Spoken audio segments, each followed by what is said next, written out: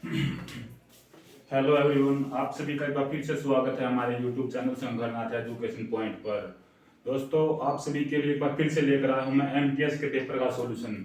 जो कल तीनों शिफ्ट में एग्जाम हुआ था दोस्तों, जो जो क्वेश्चंस बच्चों ने हमारे ग्रुप पर भेजे हैं उनका सॉल्यूशन मैं आपको बताऊंगा, उनके बिल्कुल सटीक आंसर आपको बताऊंगा। यदि आप चैनल पर पहली बार आए हैं और अभी तक चैनल को आपने सब्सक्राइब नहीं किया तो चैनल को सब्सक्राइब करें, बेल आइकन दबाएं, ताकि आने वाली हर लेटेस्ट वीडियो का, हर जॉब इन्फॉर्मेशन हो या फिर किसी भी पेपर का सॉल्यूशन वगैरह हो, कोई भी इन्फॉर्मेशन आपको सबसे पहले हमारे इस यूट्यूब चैनल पर मिलेगी। आप हमारे व्हाट्सएप ग्रुप से इस नंबर पर जुड़ सकते हैं और टेलीग्राम चैनल संकरनाथ एजुकेशन पॉइंट को भी ज्वाइन करें। चलिए शुरू करते हैं दोस्तों, कल की तीनों शिफ्टों का जो एमटीएस का पेपर हुआ था, जितने भी क्वेश्चन आए उनका सॉल्यूशन। सबसे पहले क्वेश्चन की बात करते हैं तो सबसे पहला क्वेश्चन है दोस्तों, 2023 में FIH जो हॉकी वर्ल्ड कप होगा वो भारत के किस राज्य में होगा। देखिए, पहली बात तो भारत में होगा, और भारत में होगा तो भारत के किस राज्य में होगा, ये क्वेश्चन पूछा गया था कि हॉकी वर्ल्ड कप भारत के किस राज्य में होगा। तो यहाँ पर ये ध्यान दीजिएगा दोस्तों, ये होगा भारत के उड़ीसा राज्य में, भारत के उड़ीसा राज्य में होगा दोस्तों। और उड़ीसा, ये मेंस का, ये भी ध्यान रखिएगा दोस्तों, मेंस वर्ल्ड कप है।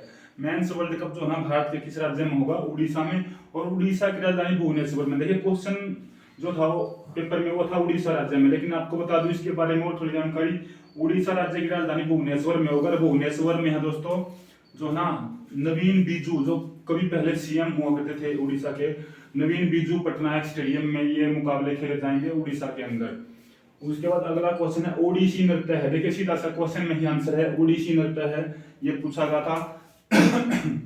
ये आंसर इसका रहेगा दोस्तों, उड़ीसा राज्य का जो ओडिसी नृत्य है वो उड़ीसा राज्य का है। उसके बाद अगला क्वेश्चन पूछा गया था, जगन्नाथ मंदिर स्थित है किन पहाड़ियों में। जगन्नाथ मंदिर किन पहाड़ियों में स्थित है, तो ये है दोस्तों बंजारा हिल्स पर। ये क्वेश्चन पूछा गया था, जगन्नाथ मंदिर जो है वो बंजारा हिल्स पर स्थित है। ये आपका आंसर रहेगा, बिल्कुल ऑफिशियली आंसर की है, कहीं से भी आप मैच कर सकते हैं। उसके बाद अगला क्वेश्चन, आरबीआई का वित्तीय वर्ष होता है। दोस्तों, ये दो क्वेश्चन होते हैं, तो भारत सरकार का वित्तीय वर्ष होता है और एक आरबीआई का। क्वेश्चन पूछा गया था आरबीआई का वित्तीय वर्ष होता है, तो आरबीआई का आंसर रहेगा 1 जुलाई से 31 जून। और अगर भारत सरकार का आपसे पूछ ले तो 1 मार्च से आपके दोस्तों 1 अप्रैल से 31 मार्च भारत सरकार का रहेगा, जो आगे आने वाली शिफ्ट में पूछा जा सकता है। उसके बाद अगला क्वेश्चन, लौह एवं रक्त की नीति किस शासक ने अपनाई थी। हिस्ट्री से क्वेश्चन पूछा गया है, लौह एवं रक्त की नीति किस शासक ने अपनाई थी। तो लौह एवं रक्त की नीति अपनाई दोस्तों गयासुद्दीन बलबन ने। बलबन जो है ना कट्टर शासक था दोस्तों हिंदुओं के प्रति, तो लौह एवं रक्त की नीति अपनाई थी बलबन ने। उसके बाद अगले क्वेश्चन की अगर मैं बात करता हूं दोस्तों, अगला है थार रेगिस्तान में बहने वाली भारत की सबसे लंबी नदी। ज्योग्राफी से क्वेश्चन है, नदियों से क्वेश्चन है। थार रेगिस्तान जो आप सभी जानते हैं राजस्थान में फैला है, कुछ हरियाणा में भी आया है दोस्तों, अरावली की पहाड़ियों से लगता, और राजस्थान में मतलब ज्यादातर एरिया उसका है। तो थार रेगिस्तान में बहने वाली भारत की सबसे लंबी नदी है दोस्तों लूनी। लूनी नदी, देखिए इसका अस्तित्व बहुत ही कम है, लगभग गायब हो चुकी है।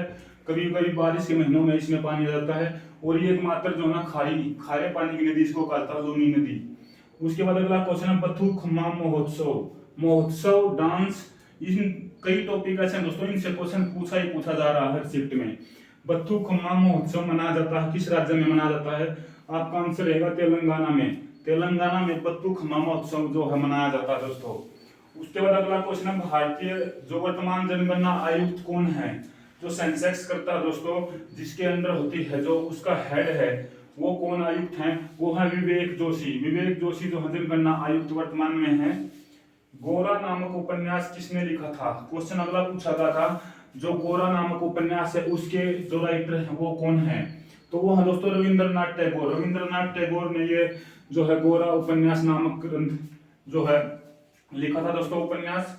उसके बाद अगला क्वेश्चन नारों से पूछा गया है, जो स्वराज मेरा जन्मसिद्ध अधिकार है और मैं इसे लेकर रहूंगा। ये पूरा वाक्य ये था दोस्तों, मैंने आपको शॉर्ट में बताया, स्वराज मेरा जन्मसिद्ध अधिकार है और मैं इसे लेकर रहूंगा। ये किसने नारा दिया था, तो ये दिया था बीजी तिलक, यानी कि बाल गंगाधर तिलक दोस्तों, ये ध्यान रखिएगा, बाल गंगाधर तिलक। उसके बाद जो अगला क्वेश्चन आता है नृत्य। नृत्य से मैंने आपको पहले ही बताया, हर शिफ्ट में किसी ना किसी राज्य के नृत्य से क्वेश्चन पूछा जा रहा है, तो आप इन्हें ध्यान से कर लीजिएगा। गिद्दा नृत्य है, आप सभी जानते हैं, बहुत ही आसान सा पूछा गया था। गिद्दा नृत्य जो है ना वो पंजाब राज्य का, हाल ही में भगवत मान सीएम उनकी शादी हुई है, वहां पे गिद्दा और भांगड़ा नृत्य हुआ था दोस्तों, तो गिद्दा नृत्य जो है पंजाब से। उसके बाद साइंस से अगला क्वेश्चन है, क्वार्सियोकर बीमारी होती है। देखिए क्वारसियोकर बीमारी होती है दोस्तों बच्चों में, प्रोटीन की कमी से, ध्यान दीजिएगा, क्वारसियोकर बीमारी होती है प्रोटीन की कमी से बच्चों में होती है। उसके बाद अगला क्वेश्चन है जेएनयू जवाहरलाल नेहरू यूनिवर्सिटी दोस्तों, इसकी पहली महिला कुलपति कौन बनी थी फरवरी 2022 में। करंट अफेयर से क्वेश्चन पूछा था, फरवरी 2022 में इसकी पहली जेएनयू की पहली महिला कुलपति कौन बनी थी, शांति श्री धूलीपुड़ी पंडित शांति श्री धूलीपुड़ी पंडित जो है ना जेएनयू की फरवरी 2022 में महिला कुलपति बनी है दोस्तों। त्योहार से क्वेश्चन पूछा जाता है, हर शिफ्ट में पूछा जा रहा है, बूंदी त्योहार किस राज्य में मनाया जाता है। तो देखिए आप सभी जानते हैं राजस्थान में बूंदी शहर में प्रसिद्ध जो बूंदी जंग है वो तो राजस्थान में मनाया जाता है और नवंबर और दिसंबर में मनाया जाता है। ये जो है ना दोस्तों गणगौर के आसपास गणगौर के तरीके से ही मनाया जाता है। बूंदी त्योहार प्रसिद्ध राजस्थान में मनाया जाता है और कब मनाया जाता है आपसे पूछ ले तो नवंबर दिसंबर आपके इस क्वेश्चन का आंसर रहेगा, नवंबर दिसंबर में ये मनाया जाता है। उसके बाद देखिए जनगणना से लगातार क्वेश्चन पूछे जा रहे हैं जनगणना 2011 से। तो 2011 की जो जनगणना थी उसमें किस महानगर की, किस शहर की जनसंख्या जो सबसे ज्यादा थी 2011 की जनगणना के अनुसार जो सबसे ज्यादा जनसंख्या थी वो थी मुंबई शहर की दोस्तों। अगर आपसे दूसरे नंबर पूछ ले तो दूसरे नंबर पर आपका रहेगा दिल्ली दोस्तों, दिल्ली दूसरे नंबर पर और मुंबई आपके इस क्वेश्चन का राइट आंसर पहले नंबर पर फर्स्ट। अगला क्वेश्चन उसके बाद है म्यांमार भारत की किस दिशा में स्थित है। म्यांमार जिसको बर्मा बोलते थे दोस्तों, तो म्यांमार भारत के पूर्व दिशा में स्थित है। आप सभी जानते ही होंगे जब अगर मैप देखेंगे हम तो पूर्वोत्तर के जो राज्य हैं उनकी जो सीमा वो म्यांमार से लगती है। तो पूर्वोत्तर के राज्यों से लगती है, जो भी अलग देश होगा उसकी सीमा कौन सी होगी दोस्तों, पूर्वी सीमा होगी, ठीक है। तो जो म्यांमार हो भारत के किस में स्थित है, पूर्व में। उसके बाद अगला क्वेश्चन भी यही से देख लेते हैं, प्रधानमंत्री श्रम योगी मान धन योजना किससे संबंधित है। तो प्रधानमंत्री जो श्रम योगी मान धन योजना वृद्ध लोगों की पेंशन, आप सीधे इसी से अंदाजा लगा सकते हैं, श्रम योगी मान धन योजना यानी वृद्ध लोगों की पेंशन से ये योजना जो है संबंधित है।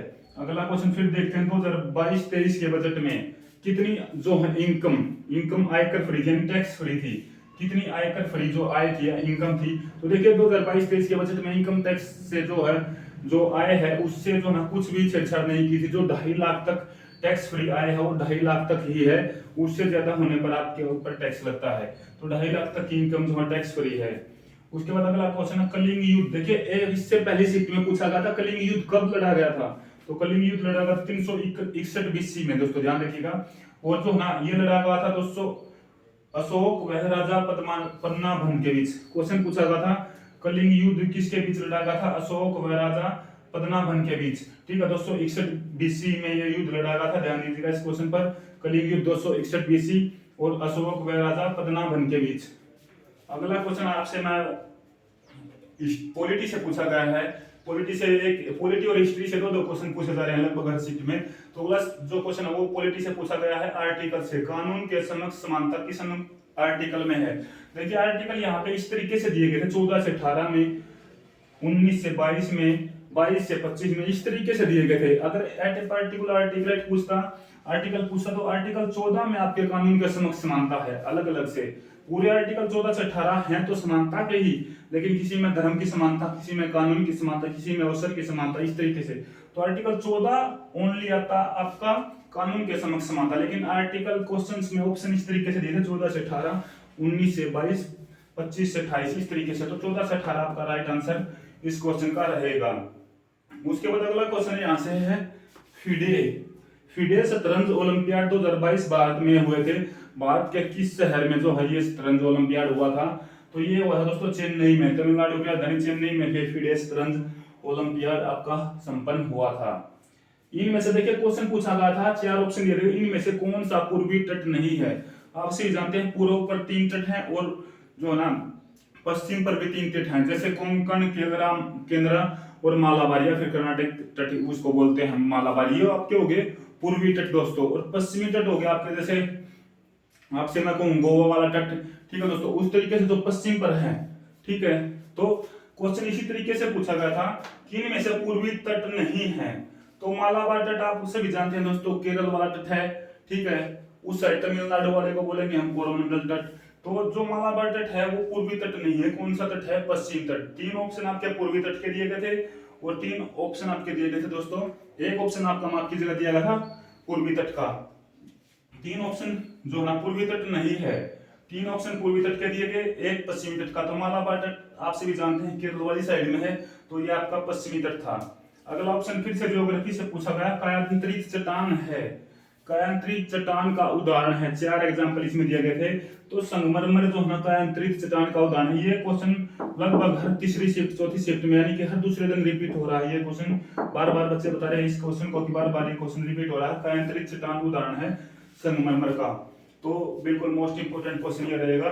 उसके बाद अगला क्वेश्चन करंट अफेयर से देखे, लेकिन कितना पुराना क्वेश्चन। 2009 स्लमडॉग मिलियनेयर के लिए ऑस्कर प्राइज किसे मिला था? 2009 का जो स्लमडॉग मिलियनेयर है उसके लिए ऑस्कर मिला था भाई ए.आर. रहमान को। ए.आर. रहमान जो है ना, इनको स्लमडॉग मिलियनेयर ऑस्कर अवार्ड मिला था। और आज की इस वीडियो का अंतिम क्वेश्चन आपका है, डोनेट ए पेंशन स्कीम किस मंत्रालय ने चलाई थी? डोनेट आपसे भी जानते हैं, डोनेट करना, दान करना। ए पेंशन स्कीम, अपनी पेंशन का कुछ भाग, कुछ हिस्सा या सभी सारी पेंशन दान करना। ये योजना जो है ना किसने चलाई थी? तो ये चलाई थी दोस्तों श्रम मंत्रालय ने। श्रम मंत्रालय ने ये योजना चलाई थी, कुछ भाग अपनी पेंशन का दान करना, जिसकी भी इच्छा जितना भी है दान देना, ठीक है, उसलिए। तो ये थे कल की जो एमटीएस के तीनों शिफ्टों के मोस्ट इंपोर्टेंट क्वेश्चंस। लगभग बिल्कुल ऑफिशियली आंसर मैंने आपको बताएं, आप लगभग अपने आंसर चेक कर सकते हैं। ऐसे ही हम हर रोज आपके लिए एमटीएस पेपर का सोल्यूशन लेकर आते रहेंगे। साथ ही साथ जो भी लेटेस्ट जो भी इंफॉर्मेशन आती है वो आपको बताते रहेंगे। तो वीडियो को ज्यादा से ज्यादा शेयर कर दें और चैनल को सब्सक्राइब करें। इस वीडियो में इतना ही। धन्यवाद। जय हिंद, जय भारत।